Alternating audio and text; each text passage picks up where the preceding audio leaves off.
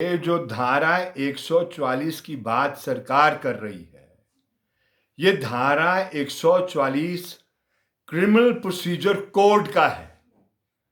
और मैंने आज तक ऐसा नहीं कल्पना की थी कि सरकार का मतलब है मंत्रिमंडल, सरकार का मतलब है वो मंत्रिमंडल को मदद मिलती है जो सबसे उच्चतम स्तर के जो ऑफिसर्स होते हैं उनकी मदद के आधार पर आपका कैबिनेट चलता है। एक ऐसा फैसला लेगा कैबिनेट जो कैबिनेट का अधिकार नहीं है। धारा 144 ये मजिस्ट्रेट लागू करता है, ना कि कैबिनेट इसको लागू कर सकती है।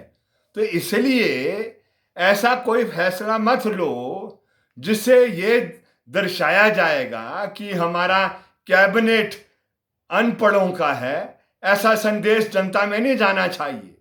यू सी, ये नहीं कर सकते हैं। नंबर एक बात। नंबर दो बात है, आज जब मीटिंग हुई है, आपने सभी राजनीतिक पार्टियों को बुलाया है और कहा है कि भाई ये हमने एक सांझी समझ बनानी है। तो उस सांझी समझ में ऐसी चर्चाएं आई नहीं। बात सही है, हमने फैसला नहीं लेना है, फैसला सरकार लेती है, कैबिनेट लेती है। लेकिन वहां हमने कुछ बातें संकेत दिए कि जो आपका विश्व हेल्थ ऑर्गेनाइजेशन WHO की गाइडलाइंस है, पहले WHO की गाइडलाइंस के आधार पर उसको आप सख्ती से अमल करो।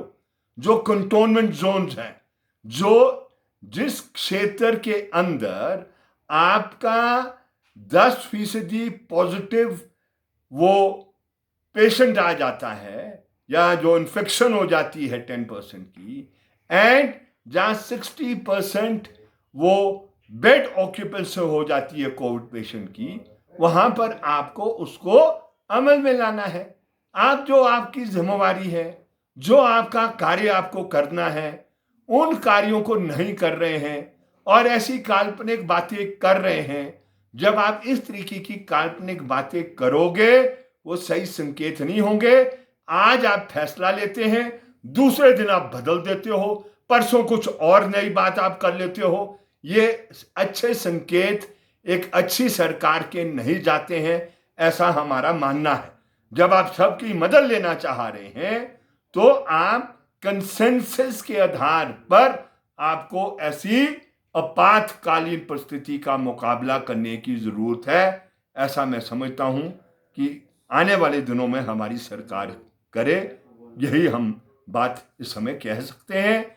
और एक बात क्लियर हो जाए, जब आप ऐसा कर रहे हैं तो जो उससे इफेक्ट होंगे उसको आप सपोर्टिव सिस्टम देना पड़ेगा।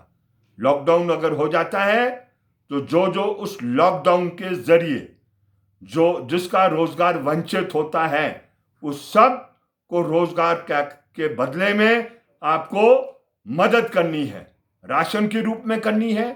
और वही नहीं करनी है, उस सेक्शन को छोड़कर जो सेक्शन आपका इनकम टैक्स पे ही है, सबके खाते में आपको पैसा डालना है, तब वो लॉकडाउन सफल होता है।